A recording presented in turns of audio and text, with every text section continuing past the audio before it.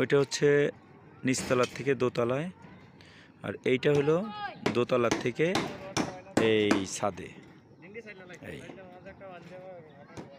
এইখানে এখান থেকে এখানে করা হয়েছে। আর এই যে বাঁশের সাথে এই যে প্রত্যেকটা ধাপের অ্যালাইনমেন্ট করা হয়েছে। এই যে 6.5 ইঞ্চি করে করে প্রত্যেকটা ধাপে এখান থেকে লেবেল নিয়ে নিয়ে কাজ করা হচ্ছে। সহজ পদ্ধতি। এই প্রত্যেকটা ধাপের জন্য যেহেতু অ্যালাইনমেন্ট চেঞ্জ, এই জন্য তলাটা ছোট ছোট ছোট ছোট তক্তা দিয়ে এইভাবে সেগমেন্টাল করা হচ্ছে।